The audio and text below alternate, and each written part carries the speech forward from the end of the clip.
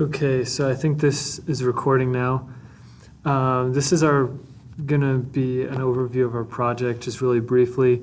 It's kind of still rough around the edges as far as like displaying what we can do, but hopefully we have a better way to visualize everything by the time we get to the class presentation on Monday. But essentially, what our database is that given a user or a set of users, it'll store motion data based on internal phone sensors, kind of like what's that person's acceleration, what's the temperature, the ambient temperature, things like that. And off of those several different motion inputs, also store, predict what kind of activities those were. So sorry if that was confusing, but I'll kind of show you our SQL format. So we have three tables. The first one I'll go over is the user table.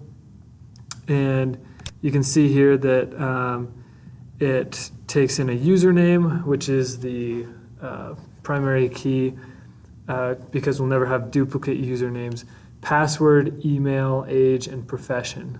So just some basic user info. Now we also have a motion table, which stores a username, a time, which is like a timestamp, which this is our composite key because no motion, while there might be multiple motions per username, there will only be one motion at a given time per user. And then we store a motion blob, which is kind of the format we had to take using SQL. But really, let's see if I can find the models here.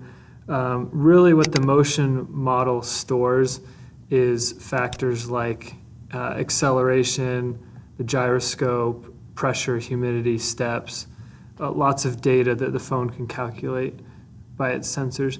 And then we use that motion data to insert into an activity table. So the way to think about it is an activity is basically the combination of many motions, where motions are kind of the raw data, activities like the interpretation of the data. So we have username, start time, and end time because the activity can span a given amount of time. What the activity type was it walking, riding a bike, driving a car, and then where did that happen? Okay, and so what we decided to do for our non-relational database, we decided to use a document database using MongoDB, and I'll kind of take you through that quickly to keep this video brief. But essentially, we still have these main three database components, I guess you would say, which is given a user, they're going to have multiple motions and multiple activities. So we decided to use a document database because it was we like the flexibility of it because different users might have different phones and we might be able to collect different motion data based on those phones where there's no required schema for a document database. So how we did it was with Mongo, there's something called collections, where each collection is basically a group of documents. And what we did was we just did a new collection for each user, and in that collection it's going to store a document of user info. It's going to store a document of motion events. So it's going to, potentially multiple motions in this document, and then it's also going to store. I'm sorry. This is the user document here. This is the motion document. I'm trying to find the activity. The activity document was up here.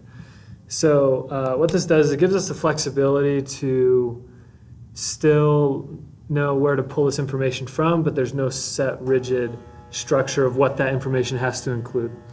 Anyways, I think that's pretty much wrapping up what we did with our database. Pretty excited it can store a large amount of data, and I know this is a database class, but we just kind of tried to, go above and beyond and kind of implement an application all the way through.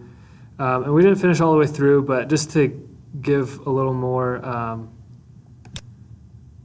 depth on what this will actually look like when applied in the real world, we have a little front end. If the emulator will start up.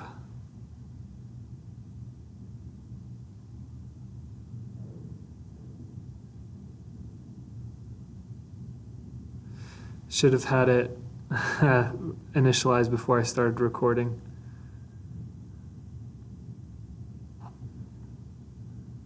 There we go.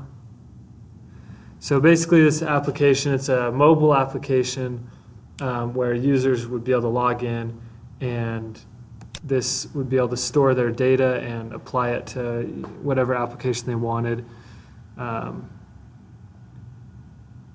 But basically this is an app that could respond to what kind of motion they were doing. And again, the front end we know isn't the focus of our project. We just kind of did it as a little extra bit.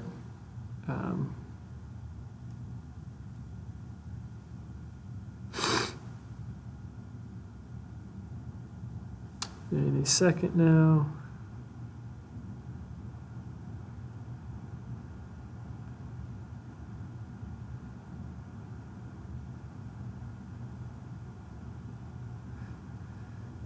Hopefully you can just skip forward this part in the video.